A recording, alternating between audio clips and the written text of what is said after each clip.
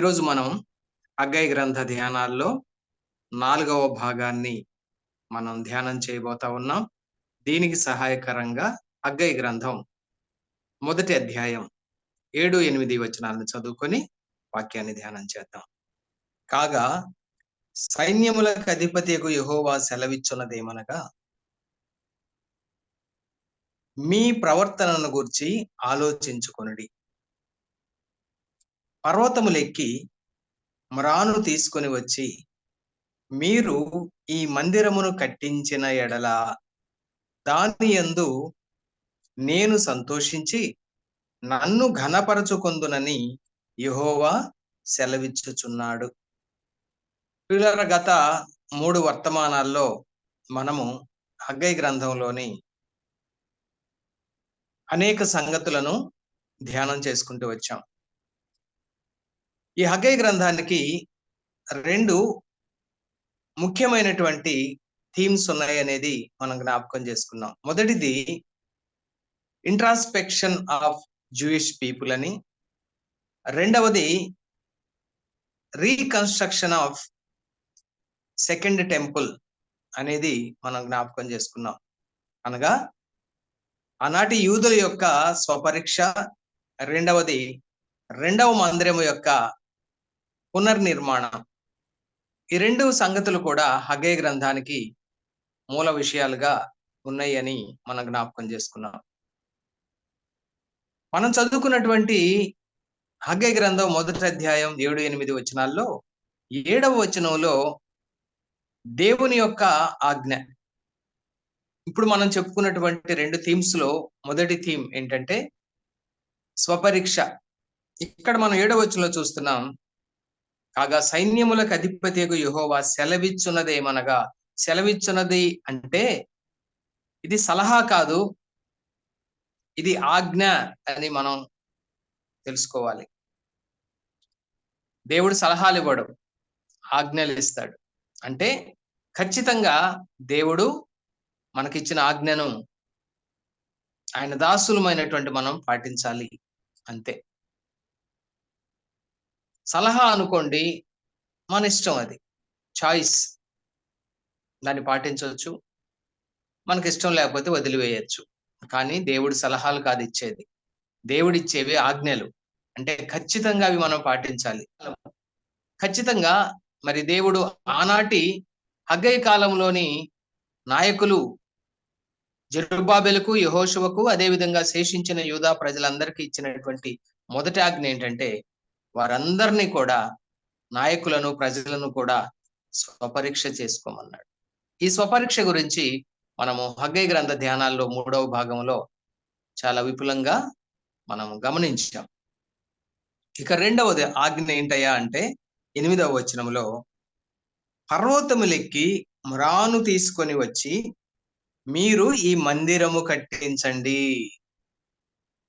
ఇది వారికి ఇచ్చినటువంటి 2వ ఆజ్ఞ.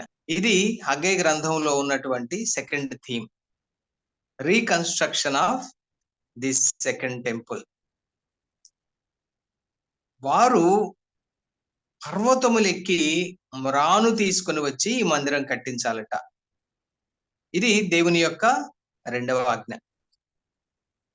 ఈరోజు వాక్య ధ్యానంలో ఈ 2వ ఆజ్ఞ గురించి, లేదా హగ్గయి గ్రంథంలోని ఈ సెకండ్ థీమ్ గురించి మనము ధ్యానం చేద్దాం. కొన్ని సంగతులు దేవుడు వారికి ఏం తెలియజేస్తున్నాడంటే, వారి మందిరం కట్టాలంటే వారు వెళ్ళి పర్వతములు ఎక్కాలట.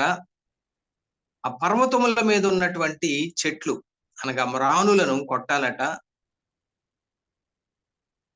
ఆ మ్రానులను తీసుకుని వచ్చి ఈ మందిరం కట్టాలట. ఇది దేవుడు వారికి ఇచ్చినటువంటి ఆజ్ఞ. ఒకటి, వారు వెళ్ళాలి, పర్వతములు ఎక్కాలి, ఆ పర్వతముల మీద ఉన్నటువంటి చెట్లను కొట్టాలి, మ్రానులను నరికి తీసుకుని వచ్చి మందిరం కట్టాలి. ఇది వారికి దేవుడు ఇచ్చినటువంటి టాస్క్, వారు చేయాలని దేవుడు ఆజ్ఞాపించినటువంటి పని. ఇది అక్షరార్థంగా ఆనాడు 16 సంవత్సరాల పాటు మందిరాన్ని నిర్లక్ష్యం చేసి నిర్లిప్తంగా ఉండిపోయి మందిరం విషయంలో తమ స్వంత పనుల్లో చాలా బిజీగా మారిపోయినటువంటి, తమ స్వంత పనుల్లో మునిగి తేలుతున్నటువంటి ఆనాటి నాయకులను, శేషించిన యూదులను ప్రవక్త అయినటువంటి హగ్గయి ద్వారా దేవుడు వారిని హెచ్చరించిన తరువాత వారందరూ కూడా హగ్గయి ద్వారా దేవుని యొక్క మాటలు విని మొదటగా యెహోవా యందు భయభక్తులు పూనారని, రెండవదిగా హగ్గయి ప్రకటించడం మొదలుపెట్టినటువంటి 23 రోజుల తర్వాత వారు తిరిగి మందిరాన్ని కట్టడం ప్రారంభించారని గత వర్తమానంలో మనం ధ్యానం చేశాం. అయితే వారు మందిరం కట్టడం ప్రారంభించారు అంటే ఎలా ప్రారంభించారు అంటే ఇక్కడ దేవుడు ఇచ్చినటువంటి ఆజ్ఞను వారు పాటించారు. ఒకటి, స్వపరీక్ష చేసుకున్నారు. స్వపరీక్ష చేసుకున్నప్పుడు వారి యొక్క అవిధేయత వారికి అర్థమైంది. కాబట్టి ఆ విధేయతను ప్రక్కన పెట్టి, అవిధేయతను విడిచిపెట్టి దేవుడు ఆజ్ఞాపించినట్లుగా వారు పర్వతాల దగ్గరికి వెళ్ళారు. ఆ పర్వతాలు ఎక్కారు. అక్కడ ఉన్నటువంటి చెట్లను నరికి మ్రానులను తీసుకొని వచ్చి మందిరం కట్టించటం మొదలుపెట్టారు. ఇది అక్షరార్థంగా ఆనాడు జరిగినటువంటి కార్యం. ఆనాడు వారు చేసినటువంటి పని. అక్షరార్థంగా మందిరం కట్టబడతా ఉంది. అయితే ఈనాడు క్రొత్త నిబంధన సంఘ విశ్వాసులమైనటువంటి మనకు ఇందులో అనేకమైనటువంటి ఆత్మీయ పాఠాలు ఉన్నాయి. ఆనాడు దేవుని మందిరం, ఈనాడు జీవము కలిగినటువంటి దేవుని సంఘం అని మనం జ్ఞాపకం చేసుకున్నాం. ఆనాడు అక్షరార్థంగా వారు పర్వతములెక్కి మ్రాణులు తీసుకుని వచ్చి మందిరం కట్టారు. ఈనాడు ఈ పర్వతములెక్కి మ్రాణులు తీసుకుని వచ్చి మందిరం కట్టడం అనేటువంటి మాటల్లో ఉన్నటువంటి ఆత్మీయమైనటువంటి సంగతులు కొన్ని ఈరోజు మనం జ్ఞాపకం చేసుకుందాం ప్రియులారా. దయచేసి చూడండి. ఆనాడు మొదటి మందిర నిర్మాణంలో కూడా, అనగా సొలొమోను మందిర నిర్మాణంలో కూడా వారు అనేక రకాలైనటువంటి మ్రాణులను మందిర నిర్మాణంలో ఉపయోగించినట్లు దినవృత్తాంతంలో 2వ గ్రంథం 2వ అధ్యాయం 8-9 వచనాల్లో మనం గమనించవచ్చు. ఒకసారి ఆ వచనాన్ని మనం చదువుదాం. రాజైనటువంటి సొలొమోను దేవుని మందిరాన్ని కట్టాలని నిర్ణయించుకొని తూరు రాజైనటువంటి హీరాము నొద్దకు పంపినటువంటి సమాచారం ఇది. 8-9 వచనాలు చదువుతున్నాను, గమనించండి. మరియు లెబానోను నందు మ్రానులు కొట్టుటకు మీ పనివారు నేర్పుగలవారని నాకు తెలిసే ఉన్నది. చూడండి, తూరు రాజైనటువంటి హీరాము యొక్క పనివారు లెబానోను పర్వతాలలో ఉన్నటువంటి మ్రానులను కొట్టడంలో నేర్పరితనం కలిగిన వారట. ఈ సంగతి సొలొమోనుకు తెలిసింది. కాబట్టి ఏమంటున్నాడు సొలొమోను? కాగా లెబానోను నుండి సరళ మ్రానులను, దేవదారు మ్రానులను, చందనపు మ్రానులను నాకు పంపుము. చూడండి, ఎన్ని రకాలైన మానులు ఇక్కడ కనబడతా ఉన్నాయి. సరళ మ్రానులు, దేవదారు మ్రానులు, చందనపు మ్రానులు నాకు పంపుము. నేను కట్టించబోవు మందిరము గొప్పదిగాను ఆశ్చర్యకరమైనదిగాను ఉండును కనుక నాకు మ్రానులు విస్తారముగా సిద్ధపరచుటకై నా పనివారు మీ పనివారితో కూడా పోగుదురు. 10వ వచనం కూడా చదువుతున్నాను. మ్రానులు కొట్టు మీ పనివారికి 400 గరిసెల దంచిన గోధుమలను, 800 పుట్ల యవలను, 140 పుట్ల ద్రాక్ష రసమును, 140 పుట్ల నూనెను నేను ఇచ్చేదను. చూడండి, సొలొమోను దేవాలయం నిర్మించాలంటే మ్రానులు కావాలి. ఈ మ్రానులు కావాలంటే అవి లెబానోను ప్రాంతంలో ఉన్నాయి. తూరు రాజు అయినటువంటి హీరాము యొక్క అధీనములో ఉన్నటువంటి ఆ ప్రాంతములో సరళ మ్రానులు, దేవదారు మ్రానులు, చందనపు మ్రానులు ఉన్నాయి. ఈ మ్రానులు కొట్టడంలో నేర్పు కలిగినటువంటి పనివారు కూడా హీరాము దగ్గర ఉన్నారు. కాబట్టి సొలొమోను ఆ హీరాముతో మాట్లాడుతూ అంటున్నాడు, నేను పనివారిని పంపిస్తున్నాను, నీ దగ్గర పనివారు ఉన్నారు, కాబట్టి వీరు వెళ్ళి ఆ మ్రానులు నరికి తీసుకురావాలి. ఎందుకంటే నేను కట్టించబోయేటువంటి మందిరం ఆ గొప్ప దేవునికి కట్టించబోయే గొప్ప మందిరం కాబట్టి విస్తారంగా నాకు మానులు కావాలి. ఆ విధంగా మ్రానులు కొట్టేటువంటి మీ పనివారికి ఈ విధంగా నేను జీతాన్ని ఇస్తానని చెప్పి వివరంగా మాట్లాడటం మనం చూస్తా ఉన్నాం. అంత మాత్రమే కాదు, యెషయా గ్రంథంలో కూడా అసలు మ్రానులు ఎందుకు కావాలి అనేది దేవుడు చెప్తా ఉన్నాడు. దయచేసి గమనించండి. యెషయా గ్రంథం 60వ అధ్యాయం 13వ వచనం. దేవుడు మాట్లాడుతా ఉన్నాడు యెషయా ద్వారా. నా పరిశుద్ధాలయపు అలంకారము నిమిత్తమై, చూడండి, దేవుని మందిరం కొరకు, దేవుని మందిరపు అలంకరణ కొరకు లెబానోను శ్రేష్టమైన దేవదారు వృక్షములను, సరళ వృక్షములను, గొంజి చెట్లును నీ యొద్దకు తేబడును. ఎందుకొరకు ఈ మ్రానులు? లెబానోను శ్రేష్టమైన దేవదారు మ్రానులు, దేవుని మందిరం అలంకరించబడటం కొరకు శ్రేష్టమైనటువంటి మ్రానులు కావాలి అని చెప్తున్నాడు. శ్రేష్టమైన దేవదారు వృక్షములు, సరళ వృక్షములు, గొంజి చెట్లు అనే మాట మనం చూస్తున్నాం ప్రియులారా. ఎందుకంటే ఆ విధంగా దేవుని యొక్క పరిశుద్ధ ఆలయపు అలంకరణ జరగబోతున్నట్లుగా మనం చూస్తా ఉన్నాం. ఆనాడు ఆ విధంగా లెబానోను ప్రాంతము నుండి నరికి తీసుకొని రాబడినటువంటి మ్రానులతో సొలొమోను మందిరం కట్టబడింది. సొలొమోను మందిరం అలంకరించబడింది ప్రియులారా. అక్షరార్థంగా ఆనాడు పనివారు పర్వతములెక్కారు, మ్రానులు కొట్టారు, మ్రానులు తీసుకొని వచ్చి సొలొమోను దేవాలయాన్ని నిర్మించారు. అదే విధంగా ఈ రెండవ మందిర నిర్మాణంలో కూడా ఆనాడు శేషించినటువంటి యూదా ప్రజలు వెళ్ళారు, పర్వతములెక్కారు, మ్రానులు నరికి తీసుకొని వచ్చి మందిరం కట్టించడం మొదలు పెట్టారు. అయితే ఈనాడు క్రొత్త నిబంధన సంఘపు విశ్వాసులమైనటువంటి మనకు ఇందులో ఉన్నటువంటి ఆత్మీయమైనటువంటి పాఠాలు ఏంటి అనేది మనం ఈరోజు ధ్యానం చేద్దాం ప్రియులారా. మొదటిగా చూడండి, అసలు పర్వతములు అంటే ఏంటి? ఆ పర్వతములు ఎక్కడం అంటే ఏంటి? ఆ పర్వతం మీద ఉన్నటువంటి ఈ చెట్లు దేన్ని సూచిస్తా ఉన్నాయి? పర్వతములు ఎక్కి మ్రానులు నరికి తీసుకొని రావడం అంటే అర్థం ఏంటి? ఆత్మీయ అర్థం ఏంటి? మనం జ్ఞాపకం చేసుకుందాం. మొదటిగా చూడండి, అసలు పర్వతం అనేది దేనిని సూచిస్తా ఉంది అనగా ఈ పర్వతాలు దేన్ని సూచిస్తా ఉన్నాయి? మొదటగా మనం గమనిద్దాం. ఇర్మియా గ్రంథం 51వ అధ్యాయం 24, 25 వచనాలు చదువుతున్నాను, దయచేసి గమనించండి.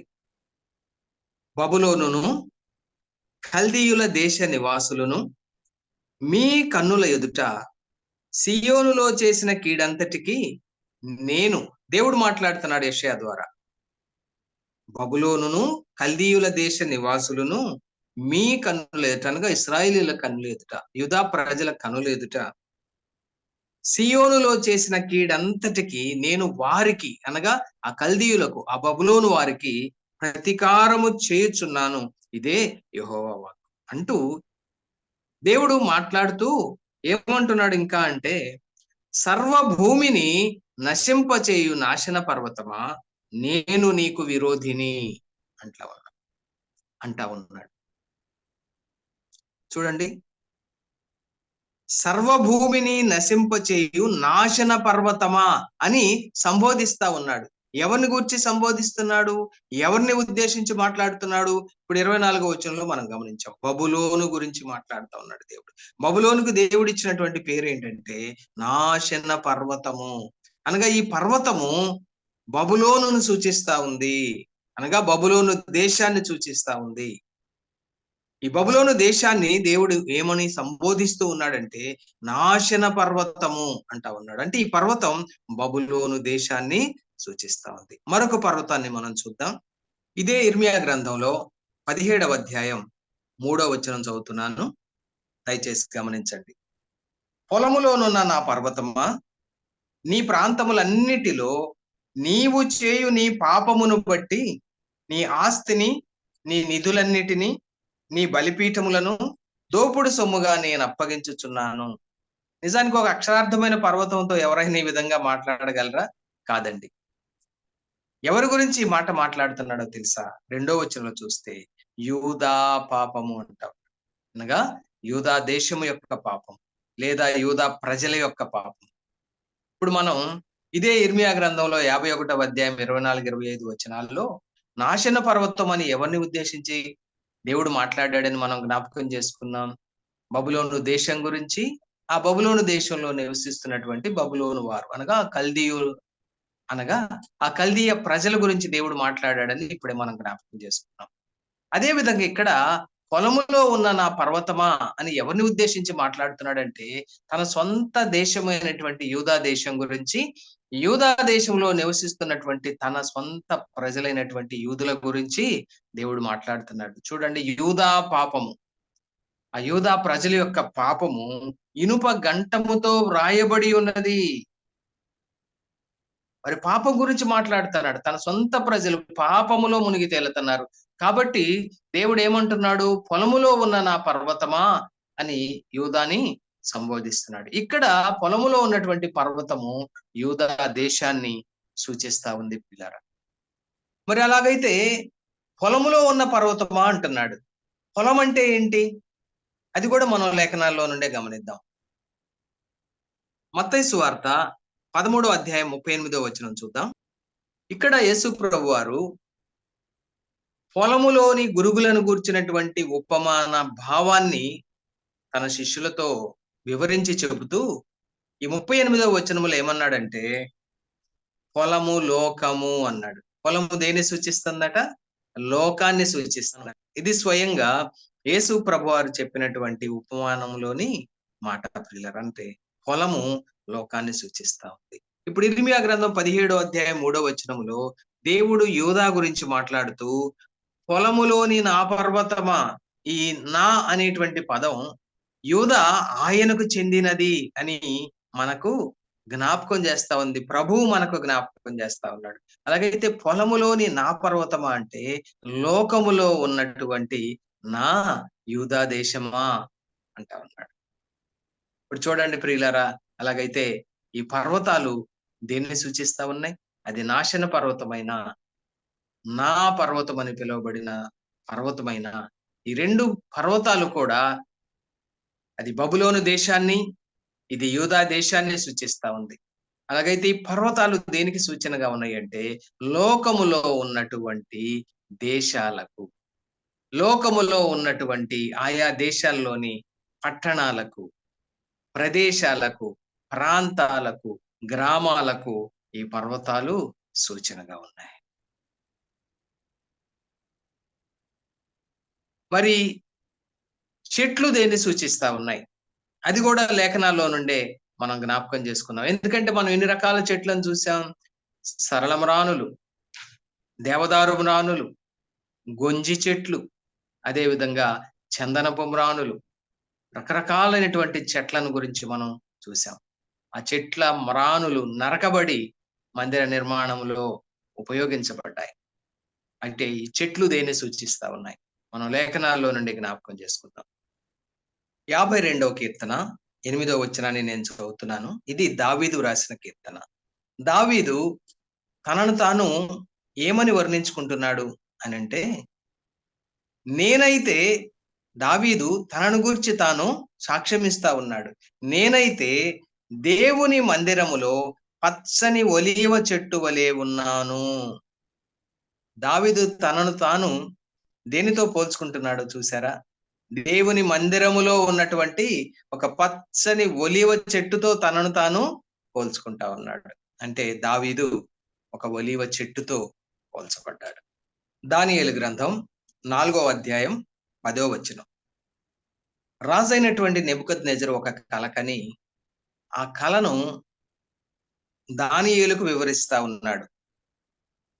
చూడండి 10వ వచనంలో, నేను చూడగా భూమి మధ్యను మిగుల ఎత్తుగల ఒక చెట్టు కనబడెను. అంటే ఇప్పుడు దానియేలు తర్వాత ఆ కళ అంతా కూడా దానియేలుకు వివరించిన తర్వాత దానియేలు తిరిగి రాజు అయినటువంటి నెబుకద్నెజరుతో ఈ విధంగా మాట్లాడుతున్నాడు. చూడండి 22వ వచనం, దానియేలు గ్రంథం 4వ అధ్యాయం 22వ వచనం. రాజా, చూడండి దానియేలు నెబుకద్నెజరు రాజుతో మాట్లాడుతున్నాడు. రాజా, ఆ చెట్టు నిన్ను సూచించుచున్నది. చూడండి, నెబుకద్నెజరు కలలో ఏ చెట్టునైతే చూచాడో ఆ చెట్టు ఎలాంటిది? భూమి మధ్యలో మిగుల ఎత్తు కలిగినటువంటి చెట్టు. అంత మాత్రమే కాదు, 20వ వచనంలో చూస్తే ఆ చెట్టు వృద్ధి నొంది బ్రహ్మాండమైనటువంటి చెట్టు అయిందట. ఇప్పుడు 22వ వచనంలో దానియేలు రాజుతో మాట్లాడుతూ అంటున్నాడు, రాజా, ఆ చెట్టు నిన్ను సూచించుచున్నది. అంటే ఇక్కడ ఈ చెట్టు ఆకాశాన్ని అంటేటంతగా పెరిగినటువంటి ఆ బ్రహ్మాండమైనటువంటి చెట్టు రాజు అయినటువంటి నెబుకద్నెజరును సూచిస్తా ఉంది. యెహెజ్కేలు గ్రంథం 31వ అధ్యాయం 3వ వచనం చదువుదాం. అష్షూరీయులు లెబానోను దేవదారు వృక్షమైనట్టుండిరి. చూడండి, అష్షూరీయులు, ఆనాడు అష్షూరు దేశం ప్రపంచాన్ని పరిపాలించింది.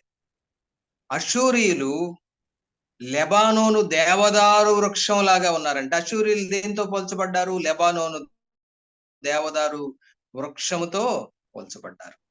మరలా ఇంకొక వచనాన్ని చూద్దాం. యెషయా గ్రంథం 5వ అధ్యాయం 7వ వచనం. ఇశ్రాయేలు వంశము సైన్యములకు అధిపతియగు యెహోవా ద్రాక్ష తోట. ఇక్కడ ఒక ద్రాక్ష తోట చూస్తున్నాం. సైన్యములకు అధిపతి అయినటువంటి యెహోవా యొక్క ద్రాక్ష తోట. ఎవరు వీళ్ళంటే ఇశ్రాయేలు, ఒక జాతిగా ఇశ్రాయేలు. ఎవరు వీరు అంటే ఇశ్రాయేలు వంశం. ఆ ఇశ్రాయేలు వంశము సైన్యములకు అధిపతి అయినటువంటి యెహోవా యొక్క ద్రాక్ష తోటతో పోల్చబడింది. అంటే అందులో ఉన్నటువంటి ప్రతి ద్రాక్ష చెట్టు కూడా ఒక ఇశ్రాయేలీయుడిని సూచిస్తా ఉంది అని మనకు అర్థమవుతా ఉంది. మరి 2 వృక్షాలను కూడా మీ ముందుకు తీసుకొని వస్తాను, దయచేసి జాగ్రత్తగా వినండి. ఇర్మియా గ్రంథం 17వ అధ్యాయం 5, 6 వచనాలు చదువుతున్నాను. నరులను ఆశ్రయించి శరీరులను తనకు ఆధారముగా చేసుకొనుచు తన హృదయమును యెహోవా మీద నుండి తొలగించుకొనువాడు శాపగ్రస్తుడు. వాడు ఎడారిలోని అరుహా వృక్షము వలె ఉండును. చూడండి, ఇక్కడ ఒక వ్యక్తి ఎడారిలో ఉన్నటువంటి అరుహా వృక్షముతో పోల్చబడతా ఉన్నాడు. మరొక వ్యక్తి మరొక చెట్టుతో పోల్చబడ్డాడు. చూడండి 7, 8 వచనాలు. యెహోవాను నమ్ముకొనువాడు ధన్యుడు, యెహోవా వానికి ఆశ్రయముగా ఉండును. వాడు జలముల యొద్ద నాటబడిన చెట్టు వలె ఉండును. ఇక్కడ మరొక వ్యక్తి, ఇతడు యెహోవాను నమ్ముకున్న వ్యక్తి, ఇతడు జలముల యొద్ద నాటబడినటువంటి చెట్టు వలె ఉన్నాడు. అంటే ఇక్కడ అనేక మంది వ్యక్తులు, కొన్నిసార్లు జాతి, అష్షూరు ప్రజలు, ఇశ్రాయేలు ప్రజలు అనగా జాతులు, అదే విధంగా మనుష్యులు వృక్షాలతో పోల్చబడ్డారు. ఇప్పుడు పర్వతములెక్కి అక్కడ ఉన్నటువంటి చెట్లు నరికి మ్రానులు తీసుకురావటం అంటే ఏమిటి? ఇప్పుడు మనం పర్వతములు ఏంటో చూసుకున్నాం. పర్వతములు అనగా లోకములో ఉన్నటువంటి పలు దేశాలు, ఆ దేశాల్లో ఉన్నటువంటి పట్టణాలు, ప్రదేశాలు, ప్రాంతాలు, గ్రామాలు అని తెలుసుకున్నాం. అదే విధంగా పర్వతాల మీద ఉన్నటువంటి ఈ భిన్నమైనటువంటి రకరకాల చెట్లు అవి మనుషులను సూచిస్తా ఉన్నాయని కూడా మనం జ్ఞాపకం చేసుకున్నాం. ఇప్పుడు పర్వతముల దగ్గరికి వెళ్ళి ఆ పర్వతములు ఎక్కి ఆ మ్రానులు నరకటం అంటే ఏంటో మనం లేఖనాల్లో నుండే గమనించుకున్నాం. యెషయా గ్రంథం 52వ అధ్యాయం 7వ వచనం చదువుతున్నాను. సువార్త ప్రకటించుచు సమాధానము చాటించుచు సువర్తమానము ప్రకటించుచు రక్షణ సమాచారము ప్రచురించు వాని పాదములు, నీ దేవుడు ఏలుచున్నాడని సియోనుతో చెప్పుచున్న వాని పాదములు పర్వతముల మీద ఎంతో సుందరములై ఉన్నవి. ఇక్కడ పర్వతముల మీద ఒక వ్యక్తి లేదా వ్యక్తులు రక్షణ సమాచారం ప్రకటిస్తున్నారట. సువార్త ప్రకటిస్తూ సమాధానాన్ని చాటిస్తూ ఉన్నారట. అలాంటి వారి పాదాలు పర్వతముల మీద ఎంతో సుందరములై ఉన్నవి. ప్రియులారా, దీన్ని మనం వర్తమాన కాలములో, సంఘ కాలములో విశ్వాసులుగా ఉన్నటువంటి మనము ఏ విధంగా అర్థం చేసుకోవచ్చు అంటే, ఇప్పటి వరకు మనం చూసుకున్నటువంటి లేఖన భాగాల్లో పర్వతాలు దేశాలకు, పట్టణాలకు, గ్రామాలకు, ప్రదేశాలకు పోల్చబడి ఉంటుండగా, దేవుని సేవకులు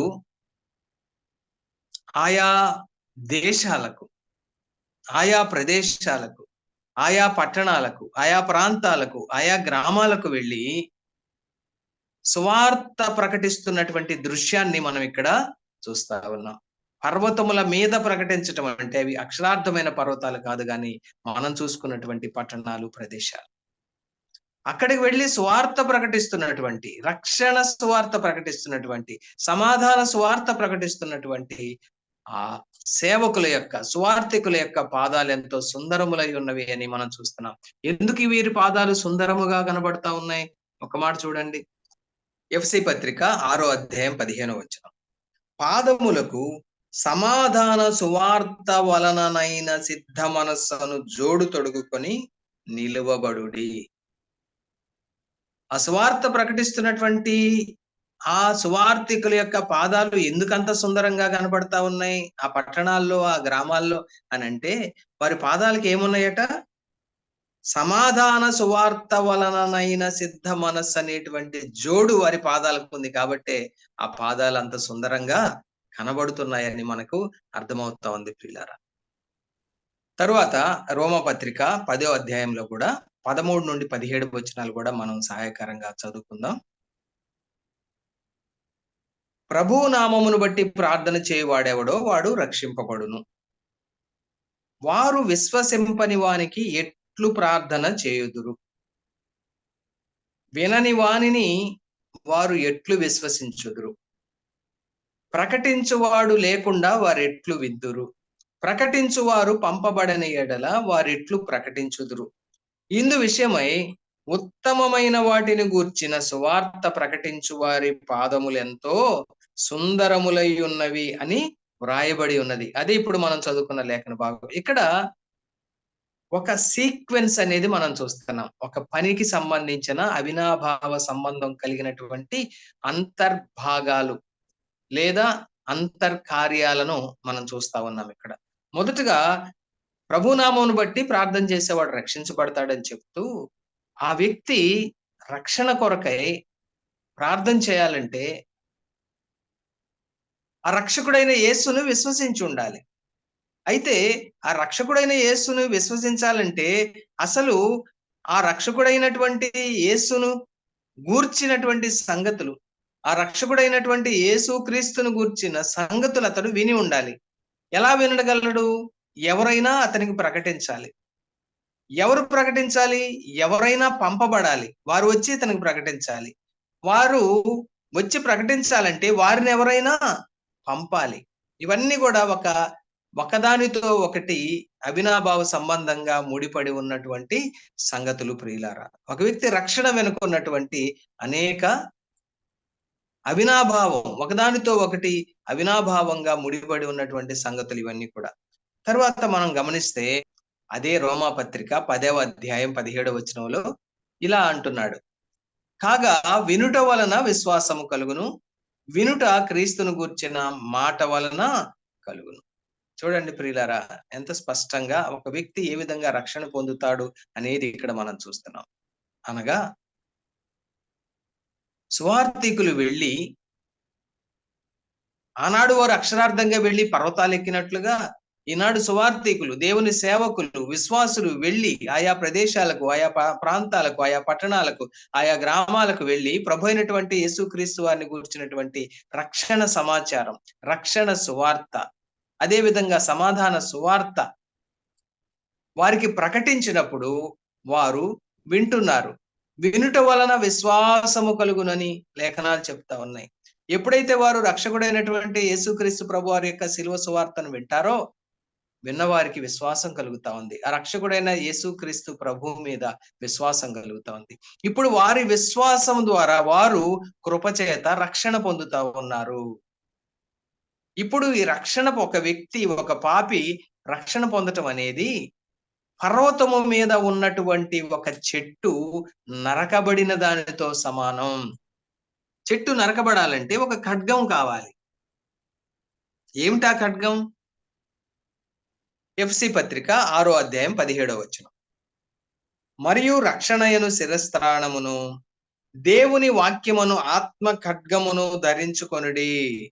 చూడండి, ఆ చెట్టు నరకబడటానికి ఒక ఖడ్గం అవసరం. అలానే ఒక పాపి అయినటువంటి మనుష్యుడు ప్రభువుని నమ్ముకోవడానికి దేవుని వాక్యం అనేటువంటి ఆత్మ ఖడ్గం ప్రయోగించబడాలి. నిజానికి ఒక పర్వతం మీద ఉన్నటువంటి చెట్టు నరకాలంటే ఒక వ్యక్తి వెళ్ళాలి, ఆ పర్వతం ఎక్కాలి, ఆ చెట్టుని ఒక ఖడ్గముతో నరకాలి. అయితే మనం ఆత్మీయ అర్థంలో గమనించుకున్నప్పుడు ఒక పట్టణములో లేదా ఒక గ్రామములో ఒక ప్రదేశంలో ఉన్నటువంటి వ్యక్తి దగ్గరికి ఒక సువార్థికుడు వెళ్ళి, దేవుని సేవకుడు వెళ్ళి, వారికి ఆ వ్యక్తికి దేవుని వాక్యం అనేటువంటి ఆత్మ ఖడ్గాన్ని ప్రయోగించాలి. అక్షరార్థంగా ఖడ్గం ప్రయోగించి చెట్టు నరకబడినప్పుడు ఆ చెట్టు ఆ ప్రదేశంలో చనిపోతది. అలానే దేవుని వాక్యం అనేటువంటి ఆత్మ ఖడ్గం ప్రయోగించబడినప్పుడు అతడు ఆ సువార్త విని విశ్వసించి రక్షణ పొందినప్పుడు అతడు లోకానికి పాపానికి చనిపోయిన వాడవుతాడు. రోమాపత్రిక 6వ అధ్యాయం 6-9 వచనాలు చదువుతున్నాను, గమనించండి. మనమికను పాపమునకు దాసులము కాకుండుటకు పాప శరీరము నిరర్ధకమగునట్లు మన ప్రాచీన స్వభావము ఆయనతో కూడా సిలువ వేయబడినని ఎరుగుదుము. ప్రాచీన స్వభావం అంటే ప్రాచీన పురుషుడు. చనిపోయిన వాడు పాప విముక్తుడని తీర్పు పొంది ఉన్నాడు. ఇప్పుడు మనము పాపానికి దాసులం కాకుండా ఉండటం కొరకు ప్రభువుని నమ్ముకున్నాము. ఇక పాపానికి మనము అనగా ప్రాచీన పురుషుడు, ఆ పాప పురుషుడు చనిపోయాడు యేసు ప్రభుని నమ్ముకున్న దినాన.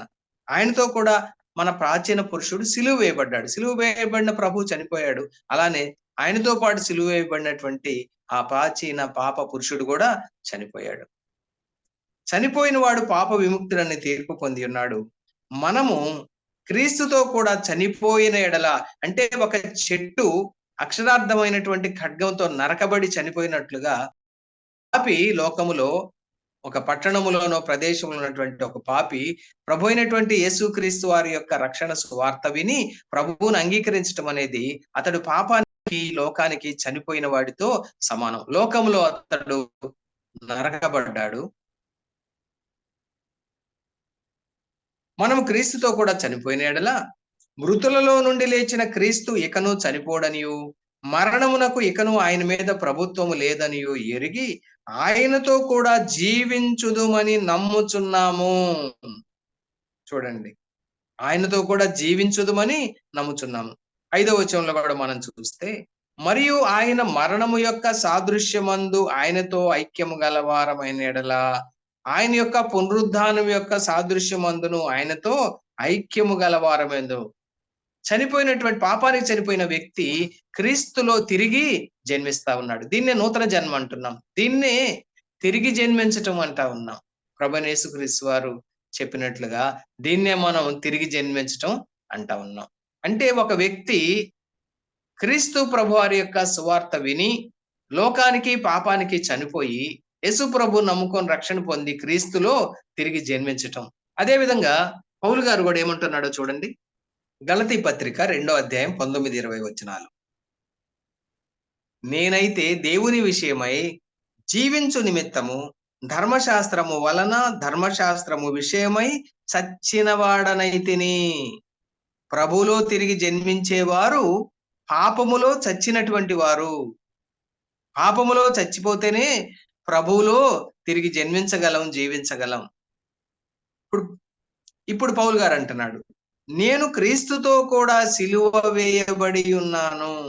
ఇకను జీవించువాడను నేను కాను, క్రీస్తే నాయందు జీవించుచున్నాడు. నేనిప్పుడు శరీరమందు జీవించుచున్న జీవితము నన్ను ప్రేమించి నా కొరకు తన్ను తాను అప్పగించుకున్న దేవుని కుమారుని యందలి విశ్వాసము వలన జీవించుచున్నాను. దేవుని నామానికి స్తోత్రాలు చెల్లిస్తా ఉన్నాను. పౌలు గారు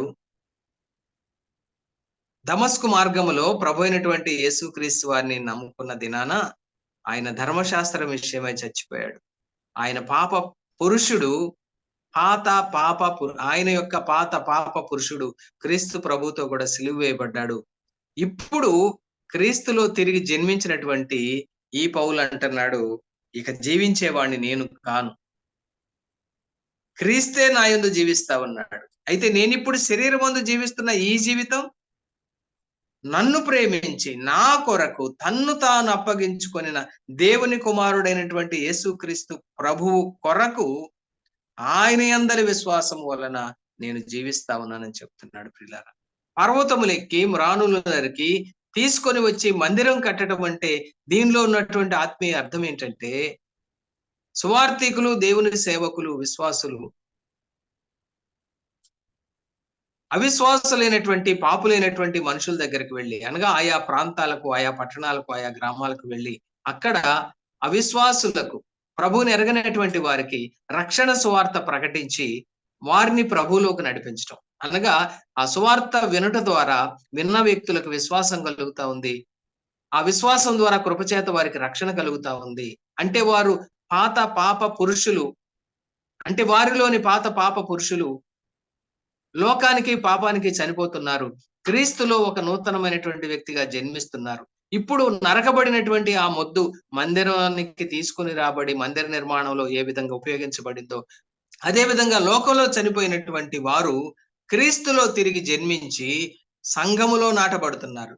లోకములోనేమో నరకబడ్డారు, ఆ మ్రాను తీసుకొని వచ్చి సంఘములో నాటబడగా వారిప్పుడు క్రీస్తులో సంఘములో తిరిగి నూతనమైనటువంటి జీవితములో, నూతనమైన జీవన విధానములో వారు జీవిస్తా ఉన్నారు. ఆ విధంగా ఆనాడు అక్షరార్థమైన మందిరం కట్టబడితే ఈనాడు ఆత్మీయమైనటువంటి మందిరం, అదే జీవము కలిగినటువంటి దేవుని సంఘం రక్షణ పొందినటువంటి ఆత్మల ద్వారా కట్టబడతా ఉంది.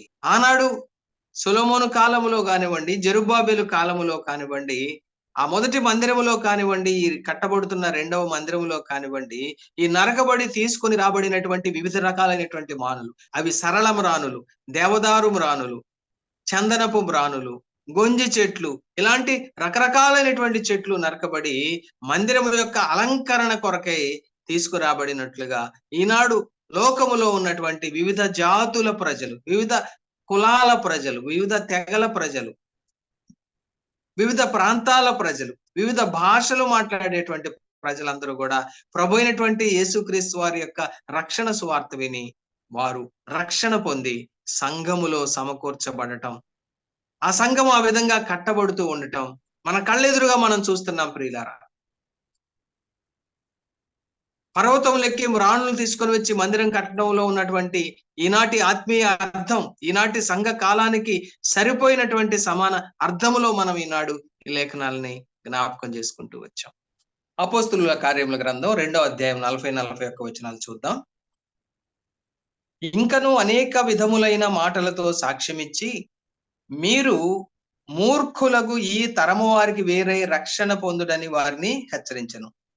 ఆనాడు పెంతెకొస్తు దినాన, సంఘ ఆరంభ దినాన ఆత్మచేత నింపబడినటువంటి పేతురు మిగిలినటువంటి శిష్యులు వారికి, అనగా ఆనాడు ప్రపంచవ్యాప్తంగా ఉన్నటువంటి యూదులు పస్కా పండుగ ఆచరించడం కోసం యెరూషలేము పట్టణానికి రాగా అనేక రకాలైనటువంటి దేశాల నుండి, ప్రదేశాల నుండి, ప్రాంతాల నుండి వచ్చిన అనేక రకాలైనటువంటి జాతుల్లో నుండి వచ్చినటువంటి యూదులకు సువార్త ప్రకటించి పేతురు గారు వారితో అంటున్న మాట ఏంటంటే, మీరు మూర్ఖులకు ఈ తరము వారికి వేరే రక్షణ పొందుడని వారిని హెచ్చరించినప్పుడు, వారికి ప్రభు అయినటువంటి యేసుక్రీస్తు వారి యొక్క సువార్తను ప్రకటించినప్పుడు అతని వాక్యం అంగీకరించిన వారు బాప్తిస్మం పొందిరి. ఆ దినమందు ఇంచుమించు 3,000 మంది చేర్చబడిరి. చూడండి, ప్రభు అయినటువంటి యేసుక్రీస్తు వారి యొక్క రక్షణ సువార్త అనేటువంటి ఆత్మ ఖడ్గము ప్రయోగించబడగా ఆ దినాన 3,000 చెట్లు నరకబడ్డాయి. అంటే 3,000 మంది ప్రభువు నమ్ముకొని రక్షణ పొందారండి, సంఘములో చేర్చబడ్డారు. ఇక్కడ చేర్చబడిరి 3,000 మంది చేర్చబడ్డారంటే లోకములో నరకబడ్డారు, సంఘములో నాటబడ్డారు. మరొక లేఖన భాగాన్ని కూడా మనం అపోస్తుల కార్యముల గ్రంథం నుండే చూద్దాం. 4వ అధ్యాయం 4వ వచనం.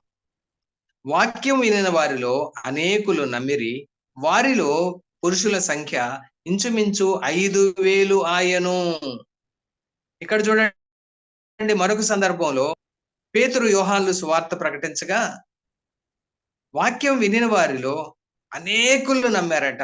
ఆ నమ్మిన వారిలో అసలు పురుషుల సంఖ్య, కేవలం పురుషుల సంఖ్య 5,000 ఉన్నదట. పురుషుల సంఖ్య 5,000 మంది అట. అంటే స్త్రీలు ఉన్నారు, వారి సంఖ్య ఎంతో రాయబడలేదు, కానీ వ్రాయబడినటువంటి పురుషుల సంఖ్య 5,000 అండి. మనకు 5,000 చెట్లు నరకబడ్డాయి, సంఘములో నాటబడ్డాయి. ఈ విధంగా నరకబడిన చెట్లన్నీ ఎక్కడ చేర్చబడతాయి అనేది మనకి ఇక్కడ చాలా స్పష్టంగా వ్రాయబడింది. అపోస్తుల కార్యముల గ్రంథం 2వ అధ్యాయం 47వ వచనం. మరియు ప్రభు రక్షణ పొందుచున్న వారిని అనుదినము వారితో చేర్చుచుండెను.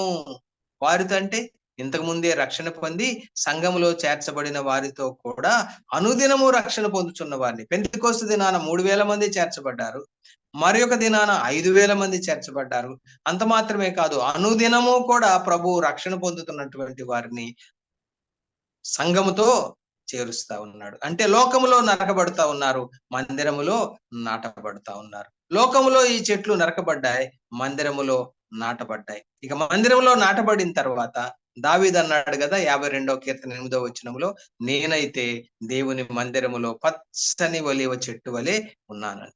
ప్రియులారా, ఈరోజు మనం ధ్యానం చేసినటువంటి లేఖన భాగాల్లో ఆనాడు హగ్గయి ప్రవక్త ద్వారా దేవుని మాటలచే హెచ్చరించబడినటువంటి యూదా ప్రజలు, యూదా నాయకులు దేవుని యొక్క ఆజ్ఞను బట్టి వారు మొదటిగా స్వపరీక్ష చేసుకొని తమ లోపాలు సరిదిద్దుకొని దేవుని యొక్క రెండవ ఆజ్ఞ అయినటువంటి మందిరం కట్టడం కొరకై వారందరూ లేచి వెళ్ళి పర్వతాలు ఎక్కి ఆ పర్వతాల మీద ఉన్నటువంటి చెట్లను నరికి మ్రానులు తీసుకొని వచ్చి అక్షరార్థంగా నాడు మందిరం కట్టడం మొదలు పెట్టారు. ఆ విధంగా రెండవ మందిర పునర్నిర్మాణం ప్రారంభమైంది. ప్రియులారా, అదే దృశ్యాన్ని మనం ఈనాడు జీవము కలిగినటువంటి దేవుని సంఘము యొక్క నిర్మాణంతో మనం పోల్చుకొని చూసుకున్నాం.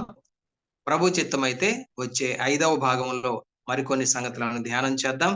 మనము సంఘాల్లో కాపరులుగా ఉన్న, సేవకులుగా ఉన్న, సువార్థికులుగా ఉన్న, పెద్దలుగా ఉన్న, పరిచారకులుగా ఉన్న, లేదా విశ్వాసులుగా ఉన్నప్పటికీ కూడా మన మీద ఒక బాధ్యత ఉంది. మీరు సర్వలోకమునకు వెళ్ళి సర్వ సృష్టికి సువార్త ప్రకటించండి, నమ్మిన వారు రక్షణ పొందుతారనేటువంటి యేసు ప్రభు వారి యొక్క ఆజ్ఞను బట్టి మనం కూడా పర్వతాలకు వెళదాం.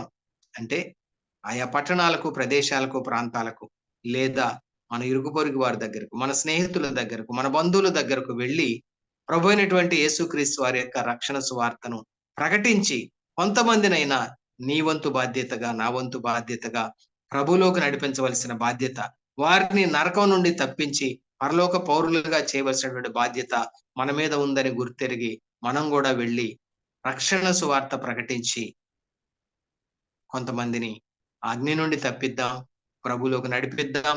సంఘములో వారు నాటబడేటట్లుగా మన వంతు బాధ్యత మనం నెరవేరుద్దాం. దేవుడు తన మాటలను దీవించునుగాక. ఆమేన్.